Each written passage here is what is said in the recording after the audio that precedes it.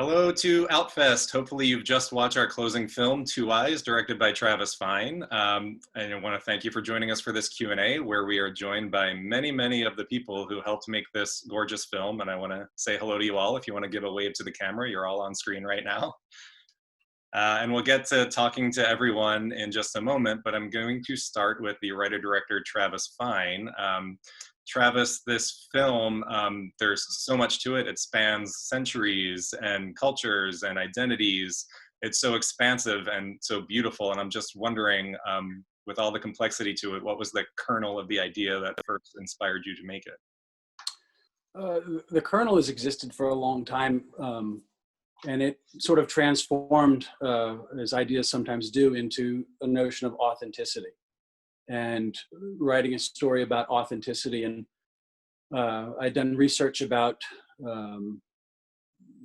cultures sort of colliding, and so I wanted to explore. Really, the Dylan character was sort of my initial way into the story. Somebody living not quite an authentic life and experiencing something. What slowly started to happen, interestingly enough, is first there was a therapy session that started in actually 1969. I started writing it, and I wasn't quite sure how the two connected. And eventually that therapy became a modern day story. And originally it was the Jillian character, and the Andrea, the therapist, was just a secondary character, but she kept talking. She wouldn't stop talking. And I wish I could tell you that it was cerebral and thought out and planned. It was not. It was, if anything, I think more like an artist chopping at a hunk of marble or stone and finding things as they went, and the story emerging out of. And the Andrea character, Kate's character, wouldn't shut up in a good way. And then that 69 story morphed into 79, and the Gabriel character emerged. And I kept trying to connect, who are these people and what are their connections with one another? So they really were kind of three disconnected stories in my own mind. And again, I was trying not to be too cerebral about it, but allow it to organically reveal itself. And once it revealed itself, that deep connection between Gabriel and Andrea, then it became about really sort of fleshing out the three stories. And from there, finding ways to interweave them to become one single narrative. Well, and you talked about authenticity, and obviously, I mean, part of the challenge of writing this is you're writing to identities and communities that you're not necessarily a part of. And I'm wondering, and maybe Kate can speak to this, like, because it feels like Andrea kind of developed into a character that is based off of work Kate has done in her life. And is that kind of, did you kind of start writing the characters to the actors you cast it as, or did that develop naturally? I am going to let Kate talk about this because it is quite remarkable. And I had a very similar experience with Ryan. I don't know, I'm not quite sure where the words came from. There was something moving through me, and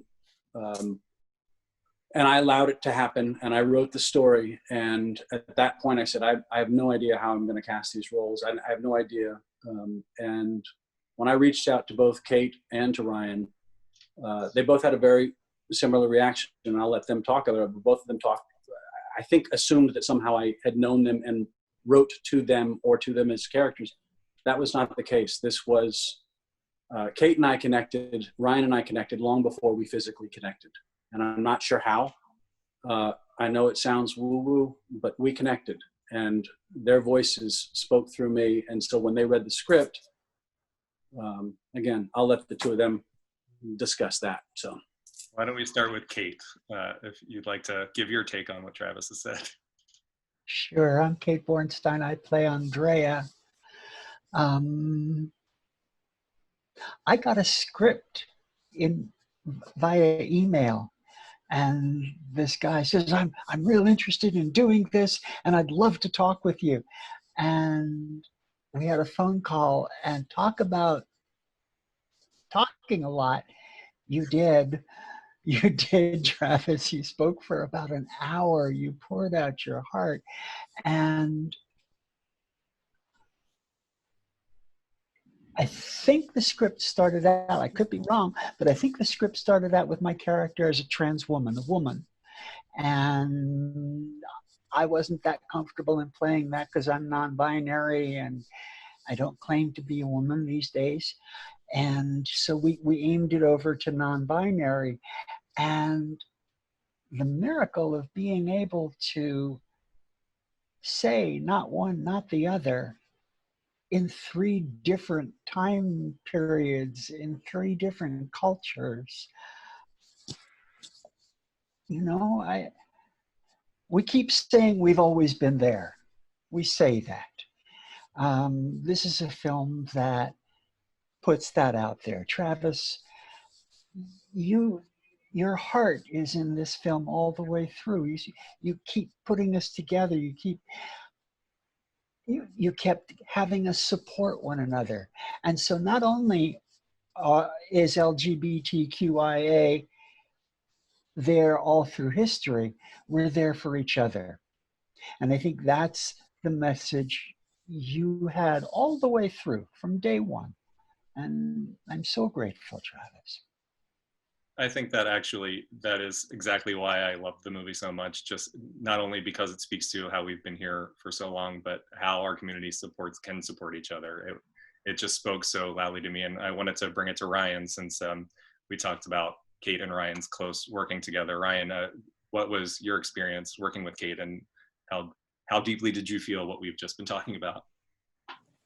My name is Ryan Casada. I use he, him, and I am Jolene in Two Eyes. And I woke up one morning and my agents emailed me a really beautiful letter that Travis wrote to me on email. And I thought it was like I was still in a dream or something when he sent it to me, because Jillian is so similar to who I was when I was 18.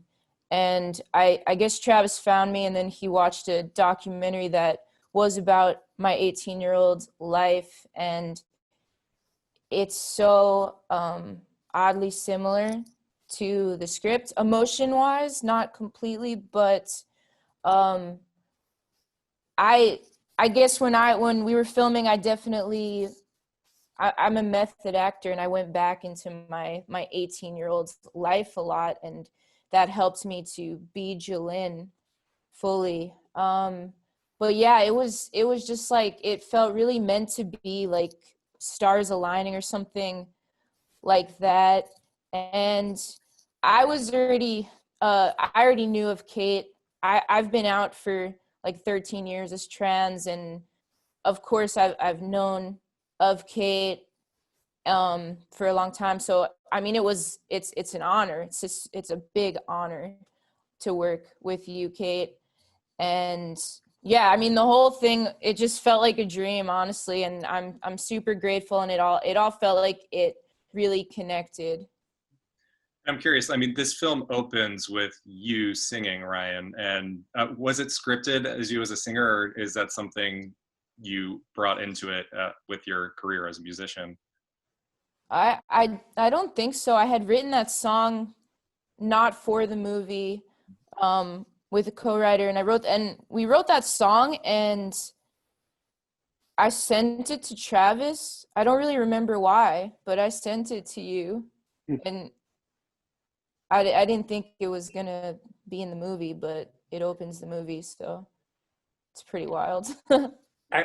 Something I want to add to what Ryan and Kate both just said, and that is there were so many things that happened in the planning of the writing of the pre-production of the production of and the post-production of the picture that was not, I keep using the word cerebral, it was not cerebral, it was not planned.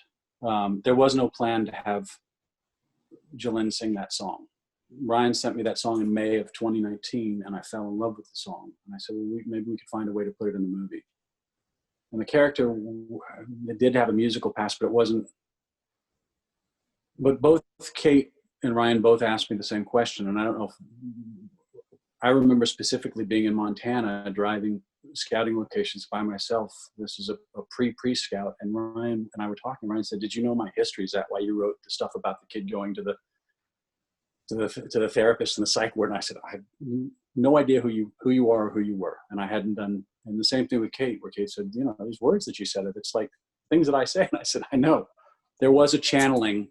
There was something that happened, and as a filmmaker, when you see the right actor for a role, it is a thing where you just, same thing. I'm looking at Ben Rigby right now. I knew when I saw Ben Rigby, I went, "That's the guy." I don't know why that's the guy, but that's the guy.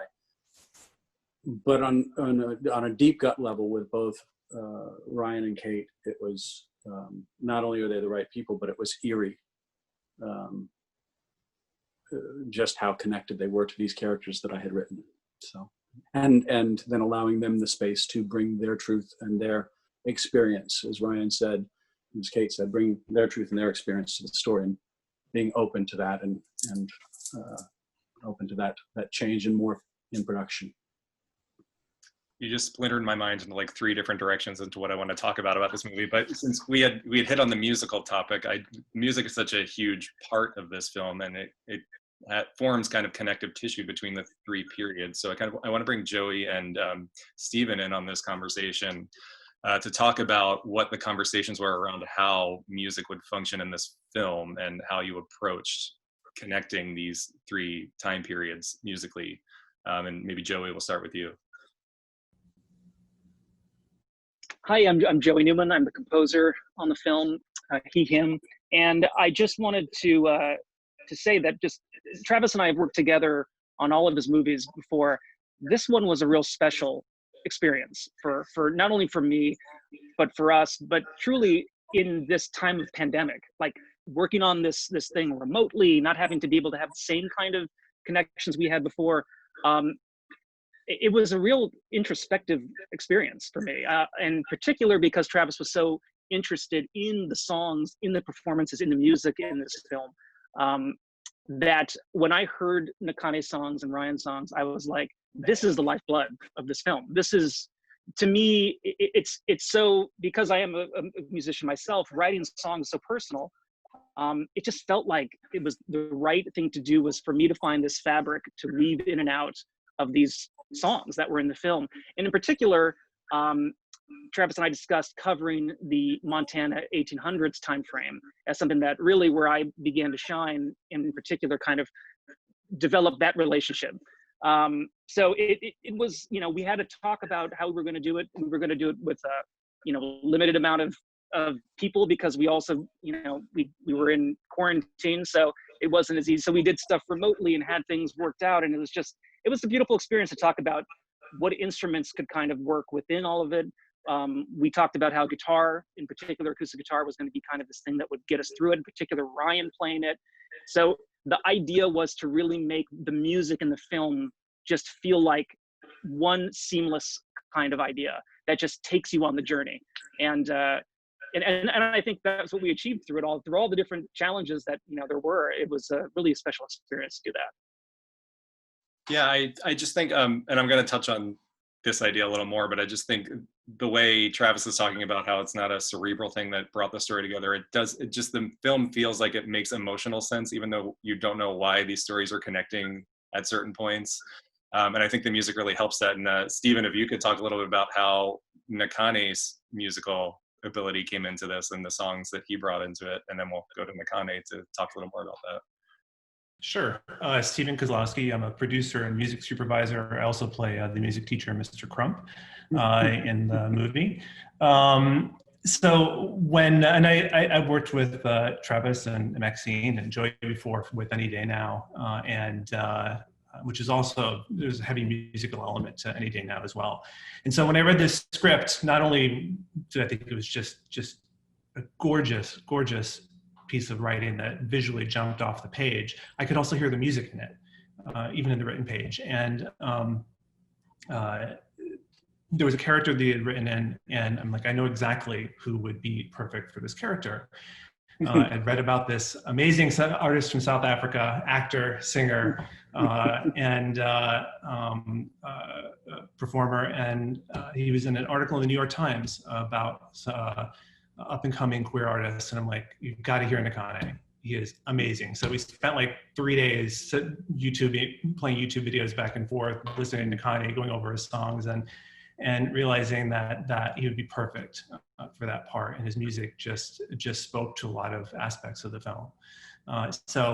And one of and Travis had found this artist. You'll notice in the movie, 2 of the songs that are performed. There are 3 live performances of the song. Ryan's live performance and 2 live performances by Nakane. Nakane's live performances are covers of of 2 Jackie Shane songs. And Jackie Shane, those songs actually were released in 1969, and she was a soul performer, born in the U.S., moved to Toronto, and was living as an out trans performer at the time. And came back to LA and tried to break into the music business and couldn't do it, and ended up moving back to Nashville. But she lived as an out trans woman while performing in the 60s when the songs were written and released. And so another beautiful aspect of the film is we're touching not just, we're reaching back into musical history too, and highlighting some performers. And Nakane's covers of those songs are just amazing and give new life to these Jackie Shane songs in her memory. And so Nakane, I want to bring you into this conversation. When you were approached with the film, how did you feel your music could connect with this story? And did you agree with Travis that like my style is perfect for this? No, well, hello, my name is Nakane, and I am, where am I? I'm in London, and I go by they, them, he. Well, Travis made me break a vow, and I had said that in the past. I would never play a musician. I would never act as a musician, ever, because I was like, "What's the point of doing that?" Because I'm already living that. And then he also wrote me this incredible letter that was so romantic and old-fashioned that I felt like I couldn't say no to that. How rude! So I said, okay, sure, I'll do it. All right, whatever. Right about now, there's a couple people in the cast going, I didn't get a romantic letter from Travis. Okay, Josh is like, you just, dude, what's up with that? I might have oversold it. But it touched me because no one's ever written me letters before. And as a child, I always pined for someone to write me a letter, and no one ever did.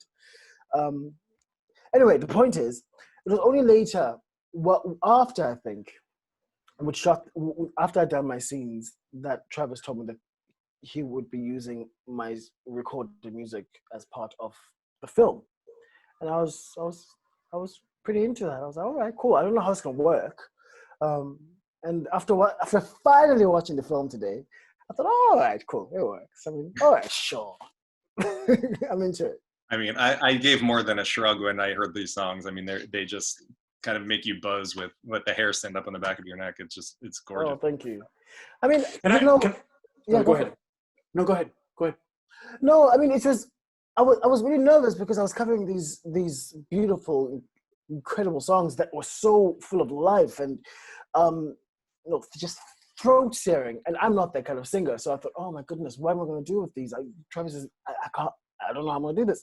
So Travis, again, and it reminds you of a scene in the film where Benjamin's character says, just paint what you see.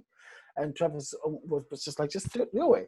And so I thought, okay, I won't be able to use a piano because I don't want to. So I took an acoustic guitar and I just stripped them right back to their essence. And so when I went to LA and I was jet lagged, and I played those songs, they were much easier than me sort of screaming like Jackie would have done them.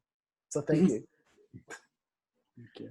I just wanted to add something real quick, and that is there was never any intention to use Nakane's songs, but the same way some of the writing started to reveal itself, because I also took on the task of editor on this picture as well.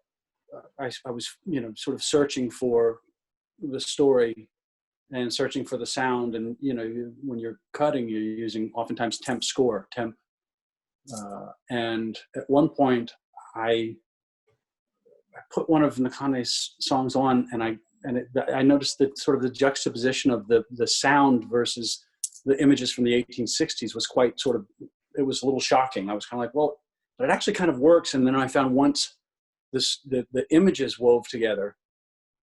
Nakane and his music, his recorded music, not the songs that he sings live, but his recorded music, he became, in a sense, the Greek chorus, kind of, sort of lingering over the whole story, sort of informing on the story.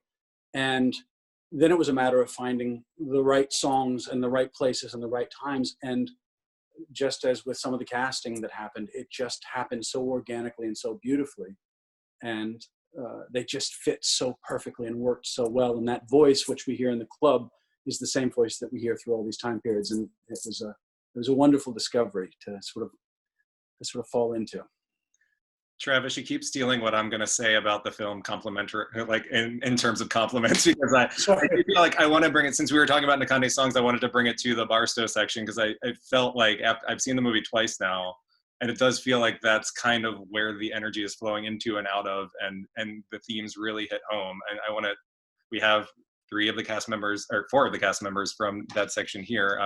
So Jessica, Uli, and Joshua specifically. There's a scene, and Joshua, you have kind of a showstopper of a monologue in the middle of the film that, to me, kind of, I feel like I need to watch it again and again, because it kind of speaks to exactly what Travis is trying to say with this movie. And it also, that scene kind of just creates the kind of togetherness and community we're talking about with Kate earlier. And I'm just wondering, is Joshua, and maybe Uli and Jessica can speak to this as well, like what kind of, is that what the mood is on the set that Travis creates? Like, how do you create that kind of feeling on set and bring it in front of the camera? I hope that question makes sense. Joshua, we'll start with you. Yeah, I can speak quickly to that. I think my experience, and I was, I only worked on the film very briefly, but it was, Travis, you did such a stupendous job of, when people talk about a safe working space, Travis really creates a safe and creative space, I think, for all his collaborators to, to find their own truths and find and use their own processes, and I certainly found that, and to me that was, that was the essence. I'm Joshua Leonard. I play Bryce. I go by he, him, and that was kind of the essence of Bryce's character to me, was the notion of somebody who grew up with a preconception of who they were and who they were supposed to be, and life and love. When Bryce's character met Nakane's character, really expanded the possibility of who he could be and who he wanted to be, and it was completely a heart-led journey, and I do think that ties into the process of making this film and the overall theme, and what I sensed that Travis was really trying to convey to all his collaborators. I got to add, if they don't mind, I got to add something about Joshua. We went to the New York Film Academy in 1995, the dead of winter. Actually, the big winter storm of '96 was, we were there for that as well. And so what is that, 35 years? No, 25 years. 25 years. Don't age us up that quickly. Please. And I will tell you something that is wonderful. And I could say this about every performer in the picture. But Joshua in particular, when I asked him to play the role, we had many conversations about that talk, that speech that he gives. And the thing that I loved about working with Joshua is his pushing and not settling. And even when I thought the speech was perfect, he said, "There's more. You can push more." And he pushed for, getting to the essence of and getting to the truth of, and then brought some of his own truth and some of his own expressions, and the ability to give him the room to find that and make that true for himself was beautiful to watch, and appreciated as a director and as a writer to have such a smart, not only a performer, but also a director and a writer and a producer in his own right. So he understands the process. So that part was just delicious working with him. And I like what Joshua, you said about your characters kind of changing his preconceptions about himself. And I think that's mirrored in the relationship between Jessica and Uli's character. Jessica's character seems very confident in who she is and very secure in announcing that about herself. And I'm just wondering, Jessica, how is it to play a character like that? Is that a journey for you? The character is completely amazing, and I'm going to talk a little bit more about it after you speak. Go ahead. Yeah. Oh, it was great. I think she's like kind of like a heightened version of myself. Kind of, I felt like a lot of the time it was quite easy playing her because, you know, I am foreign and I'm in a country that's not my own, and it was like I'm in Barstow, and yeah, so it was very sort of liberating to play such a like an outspoken, adventurous character. Yeah, and I mean, your and Uli's relationship in the film is just incredibly played, and I'd like both of you to talk a little bit about how you created the chemistry between yourselves. Yeah, I think when Yuli and I met, like we just got on. So we would be on set just laughing all the time. Like we were like joined at the hip. We were always together. So I always told Yuli, I'm like, oh my God, if it was someone else playing this role, I don't know what would happen. So I'm just so grateful that it was Yuli, and we're like really close friends now. And we're very, very different, but I think that's what works. We're just, I don't know, we're very different, but we go on really well. Yeah, I think just from that first time we like sat down and had that like little dinner together, like all of us before we started shooting, I was just like, we sat next to each other, and I was like, oh yeah, this is gonna be fun. You said you thought I didn't like you. I really didn't. I thought you hated me, but I liked you. But I was like, really, you did not like me at all. I was like, I don't know. I was just nervous. I was like, I don't think she likes me. But I was hyped. I was excited. And then after the first like couple of days, we were joined at the hip. Right, we were. I'm also curious. I mean, and hopefully, if you're watching this Q&A, I don't have to give a spoiler warning. You already watched the movie, but Yuli, since your character eventually grows into Kate's character, was there any connection between you two off camera to talk about how those characters and those two performances would inform each other, or was it just kind of intuitive as Travis, or just emotionally felt as Travis has continued to say? Sure. I really did not have much interaction with Kate, honestly, beforehand. I think there's some really beautiful parts of, our performances that are mirrored for sure. It was an interesting character to play, and I knew that going into it, I could never fully understand, the trans experience. That's just, as like a cis guy, that's not something that I could really do. No matter how much research I did or how many people I talked to. So in terms of like going into playing the character, I just kind of tried to find what I could to empathize with of, someone kind of experiencing their life for the first time, and that kind of like joy and excitement and terror and like, all of that stuff. But in terms of like interactions with Kate, that didn't happen until like after I had shot everything. And then we like finally met like months later in New York. And it was a really, really, really touching experience. Beautiful. So I want to talk a bit about, we're talking a lot about how we interweave these three time periods, and I want to bring in Maxine and Liam on this conversation. I mean, obviously Travis is writing the script, and I know Maxine, you've worked on every film that Travis has done. What challenges does it present to kind of have this story that is constantly weaving across over a century from the standpoint of your work? Is Maxine still here? She's trying to unmute. Oh, okay. I'm hitting the wrong button. Sorry. I think Liam could talk to that a lot better than I could, that particular part of your question about the, going across different timelines and periods. I just want to say that I've known Travis a long time. I've worked on every film he's done. I think he's a great storyteller.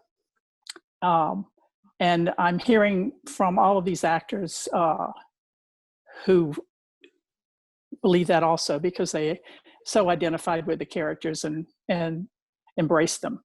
So I'm thrilled to be a part of this, and it's been a pleasure working with everybody. I haven't met everybody in person, but I hope that's going to happen at some point. My name's Liam Finn. I'm a line producer. I go by he and him.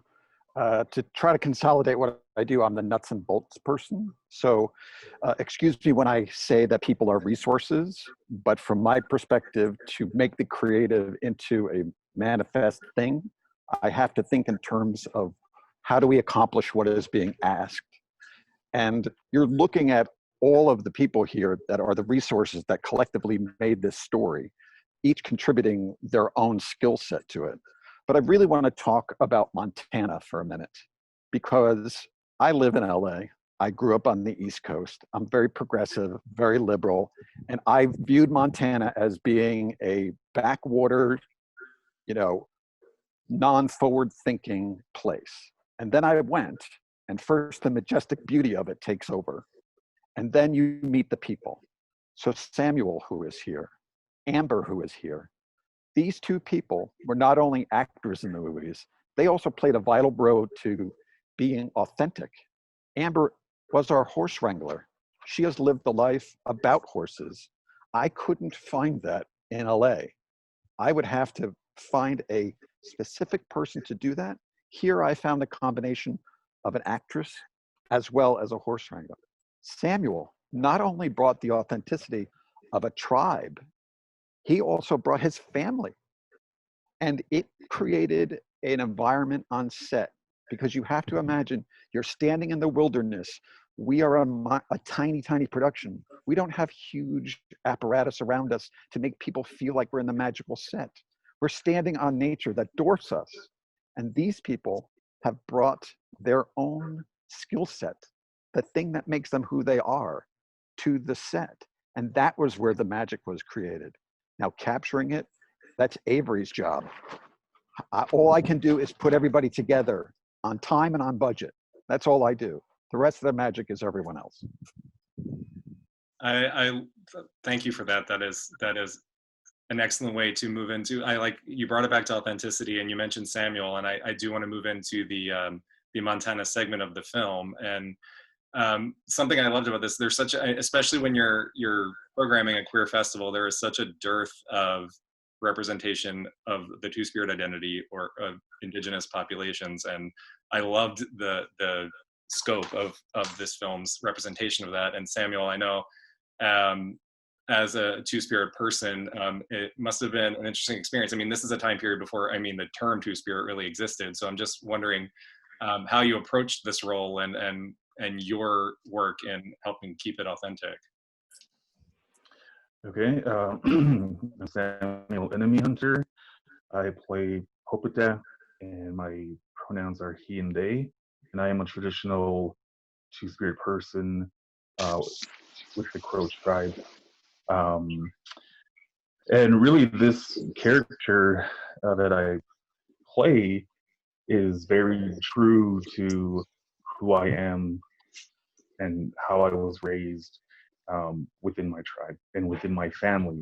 And so it really wasn't too hard to really play this character. I was being myself, but putting myself in a different time period. And the term Two-Spirit, it's pretty new. It's an umbrella term for different tribes that have people within their tribes that are that carry both the spirit of a man and the spirit of a woman. And so for indigenous people, this isn't anything new. But again, not all tribes see their two-spirit people as special. It just depends on the region, the tribe, people. And so I was very fortunate to be raised to know my own true identity as a Badab person within my tribe. And I think that's where a lot of the authenticity came from when Travis and I really did talk about my character. And and honestly, I wasn't even. It was by chance that I ended up being in this film. Like, my character wasn't even when the very first time I spoke to Travis, I wasn't even a character in this film. We just wanted to he wanted to discuss what a two-spirit person is with me. And so we started talking about that, and then next thing I know, he was like, "Oh, I'm going to send you a script, and let me know how you feel about this." And then actually wrote me into the film, and so that was a huge honor. I was not expecting that at all, and then it just snowballed from there. I have to. Liam talked about Montana being magical and it revealing itself. And that first trip that I took there, there was something magical that happened when Samuel and I met. The day before we had met, I had met with a group of young filmmakers that I thought might be able to help us make the picture. And it turns out that they were homeschool evangelical kids. They were these young evangelical filmmakers, and they read the script and called. They were like, "Fuck no, we don't want." And I found that out. And I said, they should not be a part of that. And so I tiptoed. A mutual friend of ours, Bryce, said you should talk to Samuel Jackson, Enemy Hunter. And I said, okay. And I thought we were just going to be talking about maybe him coming in, either being a cultural advisor or somehow performing in the picture. And Samuel and I got on the phone. And I was at the hotel in Missoula, and I tiptoed into it because I was like, I said, I just want you to know that we're addressing themes and topics, gender and gender identity as it relates to Indigenous tribes. Samuel was like, yeah, I know about that. And I was like, okay, well, I just want to make sure that you'd be comfortable, because I'm thinking about these evangelical kids from the day before. And Samuel stopped me in the middle of our talk, and he goes, let me just tell you who I am. And he laid out who he was and the way he grew up. And Samuel, about 95% correct that the character, there was a character in there, but it was a character that didn't really speak. It was just somebody who Dylan saw. But the character grew out of my relationship and my connection with Samuel and our conversations. And since we're on the subject of Dylan, I want to go to Ben. In stories like this, what the thing that I think the movie does well is you can always walk a fine line between a white character entering a community and an Indigenous community and kind of it feeling like tourism, or like I'm learning something and I'm taking it and I'm leaving there. But this just feels like the character is very respectful and very enveloped in the community. And I'm just wondering how you, Ben, approached that role, because kind of similarly in real life, you're coming in to the community. You don't know. Hi, I'm Ben Rigby. I play Dylan, and I go by he, him. I guess you do tread that fine line because you do want to show it as well.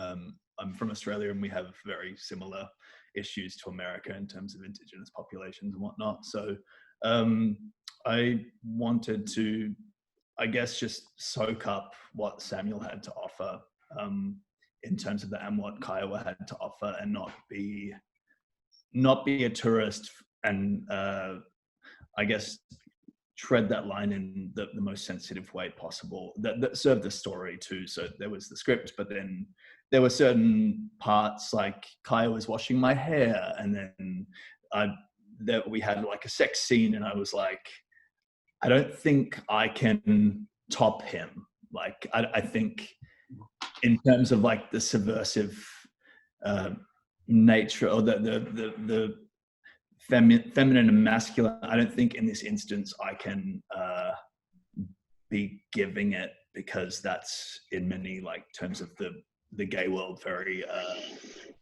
very power driven. So there were instances where, and this is why I love Travis so much, is that he listens. There's so many directors out there who just have their vision, and that's great, but Travis was willing to also soak in the world around him and listen to the artists, as Liam said, that he has curated. And in that regard, us all listening to one another made it a sensitive film. And Kiowa, I want to talk a little bit about your vision of the authenticity of your character. I mean, he's a little more enveloped into the culture of kind of the settler culture, but also connected to the indigenous culture from where he comes. And I'm wondering what you felt you brought to this role, and how you felt the authenticity shown through in the film. Hello, I'm Kyle Gordon. I play JC, him.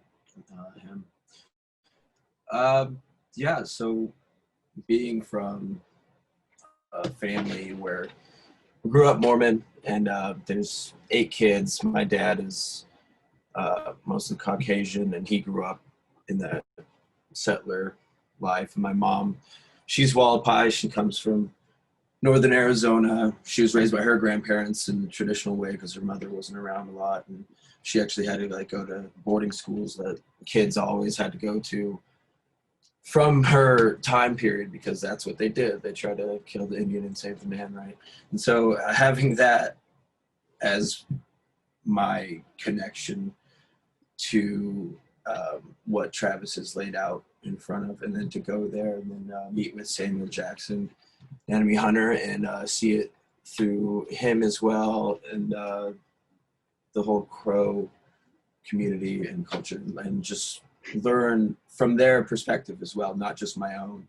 But it made it a little easier to transition because I have that almost an identity crisis in my own mind. Growing up, I was basically oppressed to be just the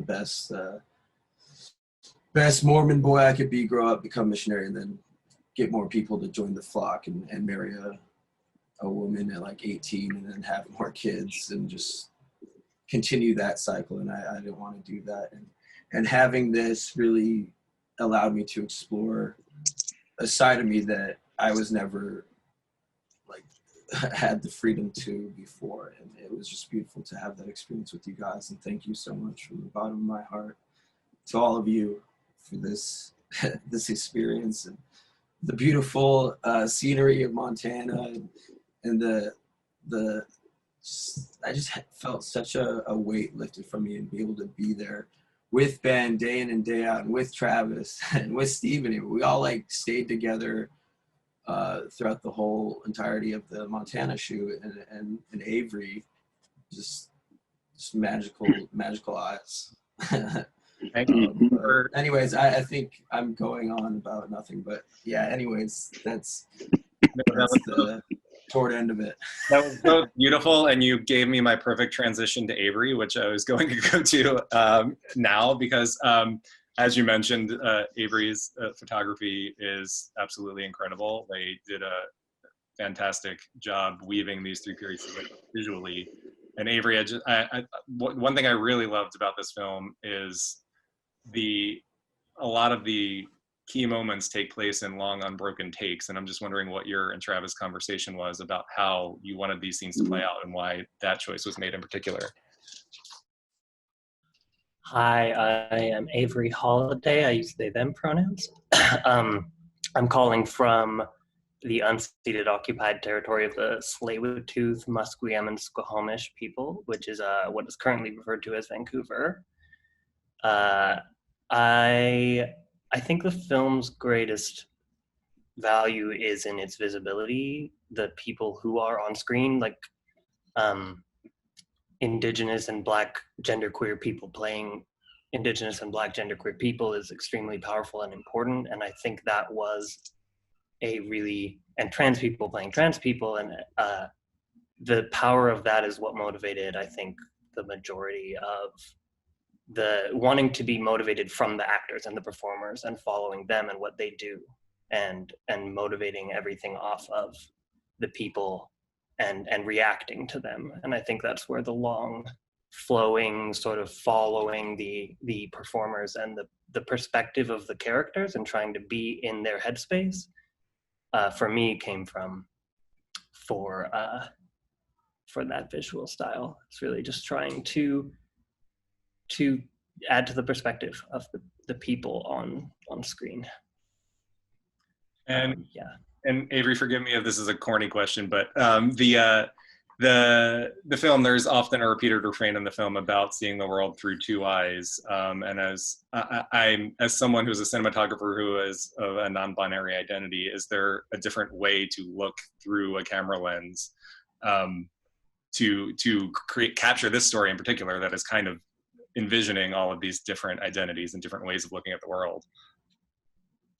I see where you're going for with the two eyes and the camera. I can't pull a good pun out of that. I guess one more thing I'll say on visibility is I think visibility is important and essential and has intrinsic powerful value. And insofar as visibility takes place within a white dominated industry, it's only going to go so far. And I'm really excited to see more space being made for Black and Indigenous voices behind the camera and on the crew and on the productions and telling their own stories happening more in the industry. And I think as white filmmakers, it's really got to be all about making space for those voices behind the camera on the crew side and on the story side. Travis, back to you. As we wrap this up, there's two more questions I really have, and one is just, we've talked a lot about the locations, the Montana and the Wyoming and the Barstow, and we didn't really talk about the exact reason you wanted to.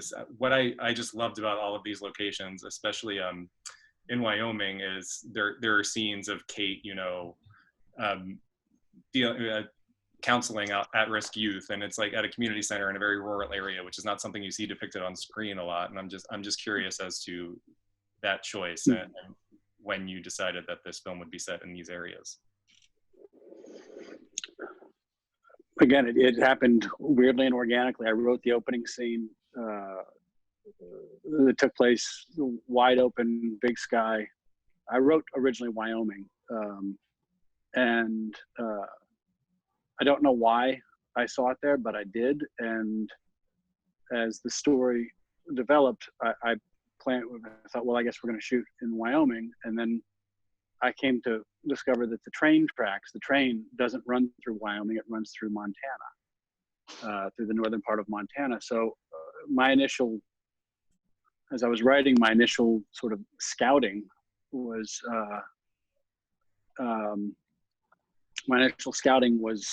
via, Google Map, where you drop the guy in and you spin around like this. And a little man spins around, and I found Shelby, Montana on Google Map with this school that looked like it was dropped, stuck in '79. And so I hopped on a plane in March of 2019, and I just flew to Montana. And what I discovered was absolute magic there. I discovered not only a school that looked like it was straight out of 1979 with train tracks in the distance, just as I had imagined. And there are some scenes that took place at the school that aren't in the final picture, where Gabriel and Allison see a train off in the distance, and they talk about hopping on a train. And actually, in the original script, they rode the train to Los Angeles as opposed to hitchhiking. So then that was there. And then the next day I had this conversation with Ryan, and then I saw these fields. And then I drove down, not really knowing where I was going, but just sort of feeling my way through the state of Montana, and eventually found my way to a place called Anaconda, which was perfect for Diamond City, and eventually made my way to Virginia City and Nevada City. And all of a sudden, and I called Liam so excited, and I said, Liam, all the locations are here. We can do Barstow, we can do Wyoming, we can do Montana, we can do all of it in this one sort of place, with the exception of the LA portion. And Montana just revealed itself to be something quite magical. And one of the other, I'll circle back just for a moment. I know we're talking about locations, but I do want to circle back. Something else quite magical happened in Montana, and that is we had hired we were looking, as Liam said, looking for somebody to be a wrangler, somebody to handle the horses for the 1800 portion. And Liam called me one day and said, well, I found a few wranglers, and then told me about Amber. And we hired Amber to be a wrangler on the picture.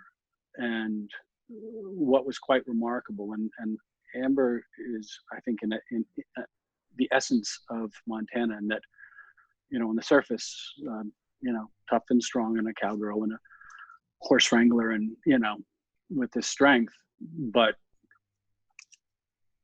an insanely talented actress that we came to discover was an insanely talented actress, world class. And so when the role of the wife became available and we needed somebody to fill that role, she was able to step in beautifully and perform. So I want to make sure that she's acknowledged, and we talked to her a little bit as well. Yeah, and I did want to bring it back to Amber to talk about here in the 21st century, how you strip away all of the 21st century to play in this period. And it seems like, in the location you're in, you have some experience with kind of horses and that to keep the authenticity, but just removing yourself of 21st century mannerisms. What was that like for you, Amber? I'm Amber Rose Mason. I played Zara, and I'm the horse wrangler, and I go by she, her. And I grew up in Virginia City, which is a very small town, about 150 people. They refer to it as a ghost town.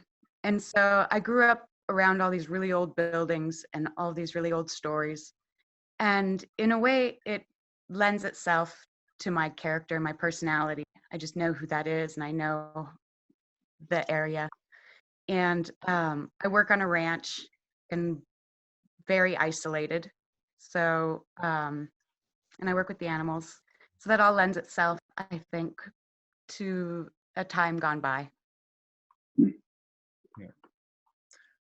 And something, a note to end on, I want to say, Travis and I had talked about this prior to this call, where I just felt that this film was perfect as a closing film for our festival this year. Not only because of the things we talked about previously with Kate and with Travis about our community having always been here, and our community being there for each other, and the togetherness and the emotional connection, but the possibilities of what we can do moving forward as we all recognize each other. It just seemed like the perfect way to end a festival. And obviously, in a much different way than festivals usually happen. And this is a world premiere of a film that is going to be online and at a drive-in, and it's very unusual. And Travis, we'll start with you, but anybody moved to speak on this? What is your hope for the film as it goes out into the world and connects with audiences? What are you hoping people glean from it? I'll pass that question along. I in a weird way, because honestly, there's a part of me that wants to go away for the next 6 months to a year and just go work on another picture, and not. I'm done, and I feel like I've said. Anyway, I'm going to pass that on to someone else. If anybody else wants to. I'm going to have to be the brave one to speak first about it. I would like to address that. May I answer that question? Please. I didn't say before, I'm Maxine Mackover. I'm the executive producer of the film. I live in Key West, Florida. The motto of my now hometown is one human family. My desire would be that this film, as it goes out into the world, is released to the universe, will somehow inspire others to look at the world, to look at all of us as one human family, because we're going to need everybody going forward. And I remember you saying, Maxine, a while ago, you said, I just hope that some kid in some small town watches this film and that it changes his perspective. And I think that's why we're all here as well, because we all came from some other thing. And now we're here on Zoom. Hi. I will tell you, I wasn't gonna say anything, but now I'll talk. Because it just reminded me of something. A year and a half ago, I was having a phone call with what I will call my wonderful little life coach slash witch slash therapist slash exercise nutrition guru. She is all of the above. And we finished the conversation, and she said, we hung up, and she called me back and she said, have you ever thought about writing a movie about suicide? And I said, no, why? And she said, you're going to write something about suicide, and it's going to be transformative for some people. It's going to save some lives. And I said, I don't, you know. And I went and I opened up Final Draft to start work on the script that I had already written, and I was in my second or third draft. And the opening scene is Jolene, filled with drugs and alcohol, walking towards a train to commit suicide. Now, she had asked me, have you ever thought about it? And I said, no. And I was in the midst of not only writing it, I had already written a couple drafts. And so when I say that there was a little bit of a lack of awareness and stuff coming through me, I called her back and I said, I can't believe I said no. And I remember so distinctly being on set with Kate. It was night 14. We were in Shelby. We were at the Veterans Park, and we were shooting the scene where Kate talks to Ryan at the park. And Kate grabbed me and held me, and Kate said, you're going to save lives with this kiddo. And I said, no, we are. And she said, no, you are. And we had this wonderful conversation about how we started this parade together. And we sort of hugged and smiled. And since I've gotten to know Kate, I'm beyond inspired by who Kate is as a person, who Kate is as an activist, who Kate is as an artist. And the walk that she has walked, the talk,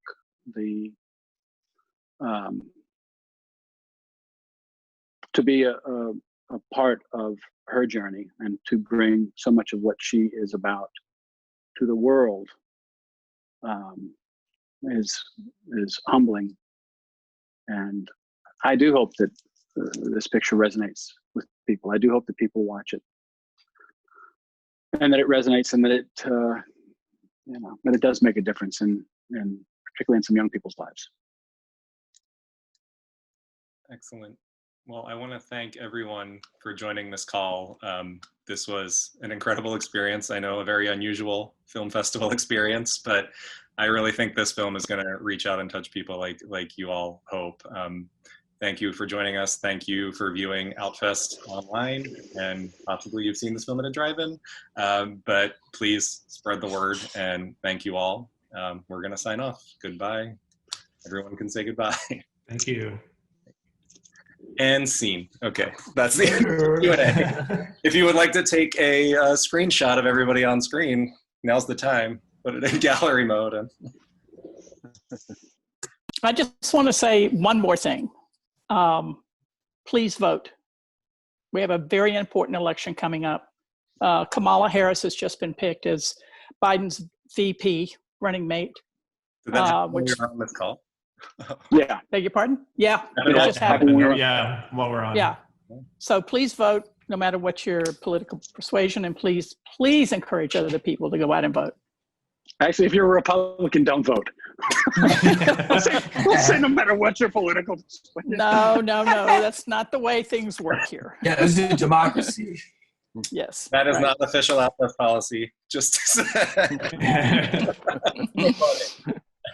Mike, thank you very much. This was a joy, a real joy. I think I'm watching everybody's face, and I think everybody so enjoyed hearing everybody else speak and what they had to say. And we are thrilled to be a part of Outfest. And I want to congratulate you and your team on putting this all together with very unusual circumstances. I know you guys have been hustling to make it work. So thank you on behalf of everybody here. Appreciate it. Thank you.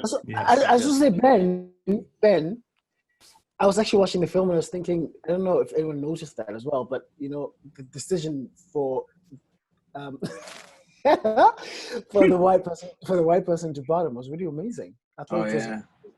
I think because a lot of people really espouse bottoming and topping to sort of like heteronormative ideas, of what a relationship should be, of what a queer relationship should be. And so when I watched it, I thought, people who are watching it maybe from that perspective go, oh, interesting. because normally, like a character like you would be like, oh yeah, I'm going to fuck it. And here you are, and you That actually, was never going to happen. Yeah, I told him. It was always Like, going the to white be. man has fucked us enough. Yes! The power dynamic was never going to be that way. You trust me. I loved it. I was like, take it. Okay, I'm gonna mute now. Strong point. Hey, Mike, the only Easter egg I would have loved to mention. It's okay now, but the nightclub where we shot was the exact same nightclub that we shot Any Day Now. And when Liam, so originally it was set in '69 or something, and then I said, no, let's change it to '79. And Liam said, why? And I said, because we have all the wardrobe. And then when Liam said, where do you want to shoot it? I said, I want to shoot it at the exact same club. And so we have somebody dressed up in Alan Cummings' wardrobe from Any Day Now, sitting on the corner on a stool where Alan would have met Garrett Dillahunt. And we just, as Yuli walks by, just, you'd have to be physically hard looking for, but it's a fun little Easter egg that's the exact same club. I'm going to go update the IMDb trivia page right now. Okay. Thank you all so much. You are officially released from Q&A duty. Mike, thank you so much. Thanks, Mike. Bye, everybody. Thanks, y'all. Bye. Bye. Bye, guys. Lots of love. See everybody. Wow. Love to everybody. How do I do this?